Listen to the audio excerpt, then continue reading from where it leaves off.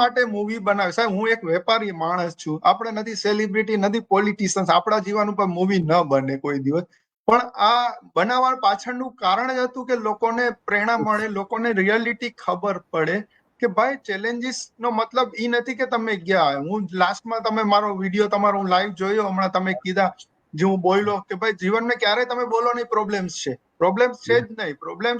Problems જયારે બોલો ને એટલે સોલ્યુશન આવવામાં તકલીફ પડે. હંમેશા ચેલેન્જીસ બોલો કે તમે ઓપોર્ચ્યુનિટીમાં કન્વર્ટ કરી શકો. તો અમે અમારા જીવનની અંદર કર્યું છે, ખાલી પેશન્સ રાખતા શીખી જાઓ, મગજ ઉપર કાબુ કરતા શીખી જાઓ, કંટ્રોલ કરતા શીખી જાઓ, ટેન્શન ને સ્ટ્રેસની જગ્યાએ સ્માઇલ કરતા શીખી જાઓ ને, ત્યારે તમે જિંદગીને જીતી લીધી કહેવાય. અને હંમેશા જીતી જાશો. બસ ખાલી સ્માઇલની આદત રાખીએ તો હસતા રહીએ. રોવું છે ને હસવું છે તો હસો ને હું કામ રોવું છો, ભલે પ્રોબ્લેમ આવ્યો, પાસ થઈ જશે. રિજવાનભાઈ, અત્યારે પ્રોબ્લેમ શું છે, શિક્ષણ એજ્યુકેશન લે છે ને જે છોકરાઓ, આ બહુ કરુણ વાત છે અને બહુ વાસ્તવિક વાત છે. હું તો તમે જેમ તમારી સફળતા અને બિઝનેસની ટોચ ઉપર બેઠા છો, એમ અમે એજ્યુકેશનની યાત્રા કરીએ છીએ. અમે ખૂબ દુઃખદ સાથે જોયું હોય ને તો એ જોયું છે કે ભણેલો માણસ ગણેલો નથી થતો. ભણે છે પણ આત્મવિશ્વાસ વગરનો થાય છે, હિંમત હારી જાય છે, ક્યાં આમ માથું ભરાવીને સમસ્યામાંથી પાર થઈને આગળ જવું ને એવી કોઠાસૂઝ શિક્ષણમાં નથી. એ હકીકત છે. એની પાછળનું કારણ જે તમે આ માનવતાની જે ઇન્સાનિયતની વાત કરીને, શિક્ષણ, આજનું શિક્ષણ બ્રેઇનને ખૂબ પાવરફુલ કરે છે, ખૂબ પાવરફુલ કરે છે એ આઈ સુધી.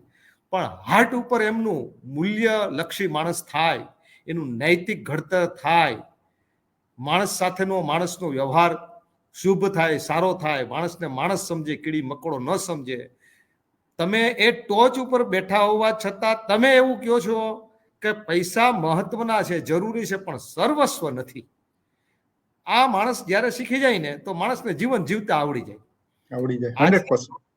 આ પ્રોબ્લેમ જ આ છે છોકરાઓની. માત્ર ને માત્ર સફળતા એટલે પૈસા, અને પૈસા એટલે સફળતા. માણસનું બિહેવિયર હોય, સેવા, ધર્મ, દાન, આ નથી, એજ્યુકેશનમાં આવતું નથી. એના કારણે એજ્યુકેશન અને ભણેલો માણસ નિષ્ફળ જાય છે. આ વસ્તુ લઈ લે છે તો નથિંગ ઇઝ કોઈ પ્રોબ્લેમ.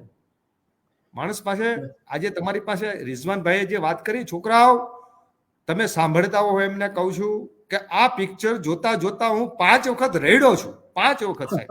એટલું બધું સરસ કરુણ એવા દ્રશ્યો આવી જાય, ઇમોશનલ થઈ જઈએ છીએ.